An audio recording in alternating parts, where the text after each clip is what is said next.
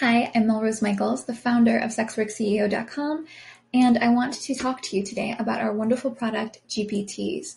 It is an NSFW GPT AI product to help adult creators with their businesses. So the first thing you're going to want to do when you get to GPTease landing page is go ahead and click Start Chatting.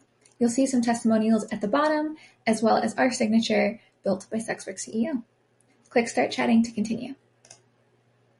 Then you're going to be prompted to continue your login process with Google.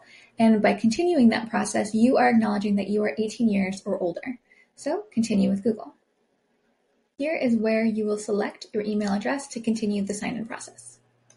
So next, you're going to be brought to this chat interface inside GPTease. This is where all the magic starts to happen. There's going to be some suggestions to get started. These are pre-filled prompts that you click on and will fill this chat box below with some ideas on how to prompt the GPT. So you can click clip description and it'll ask it, create a clip description or long caption for a 10-minute solo morning masturbation video. And you can change and edit the details in this prompt. Maybe you want it for a 15-minute video, or maybe you want it for a toy video. You can make those changes and edits and then hit send to start prompting the GPT. You also don't have to use any of these pre-filled prompts and can completely write your own, which is what I typically do. So let me put in my own prompt for GPTease and we'll click send.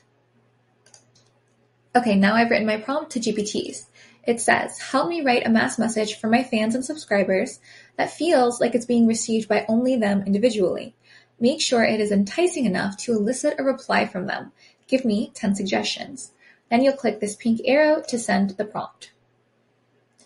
You're going to notice right away that GPTease is going to give you two responses, response 1 on the left and response 2 on the right. The left response is more instructional. It's going to follow your instructions as closely as it possibly can. Response 2 on the right is going to be a lot more creative and give you a lot of inspiring ideas or a lot of outside the box thinking. So you're going to read through both of the responses you got, and then you're going to have to click and select one to continue. You'll notice that you cannot prompt GPTease again until you've selected a response. Now let's read through them and decide which one we want to use. Okay, so now I've read through these and I'm going to select the one on the right because I prefer these suggestions. Once you've selected one, you'll notice it fills the entire interface and your other response disappears. But don't worry, it's not completely gone. If you scroll to the bottom of the output, you'll see this little area with the arrows and the 1/2. This is where you can toggle between both of the responses and go back to one if you decide you liked it better. Also here at the bottom, you have the option to share a chat and copy your chat. When you share a chat, you have the options to share the AI response only, this prompt and the response, or the entire chat.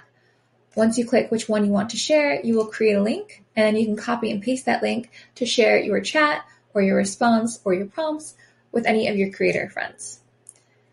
Because I like the way this one looks and there's one in here I want to use, I would then just click copy and then go ahead and paste that over on my platforms and my fan sites, etc., to send out a mass message to my fans. Now, you'll also notice here, there's a history of our chats that seems to be developing. And this chat history is really useful because you can go back to it in the future and pull some old ideas that maybe you didn't film right away, or ideas you didn't have certain prompts for that you want to return to. All of your history of past chats is there and is searchable with the search bar right at the top. Also right at the top is the option to click New Chat and start an entirely new one back from square one. Okay, now listen up because this is the single most important part of using GPTease, and that is personalizing it for you as a creator. This is where the world will open up to you, and this tool will really become an extension of you in your creative process. So you're going to go over to Personalize GPTease just above the prompt box and click it.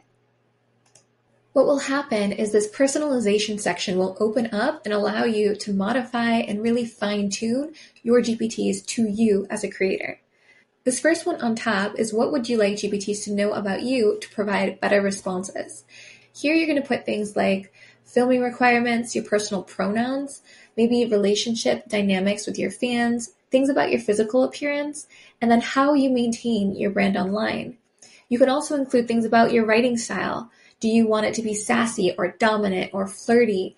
Also things about the language you want used. Do you want more sensual or erotic language? Or do you want more graphic and explicit language?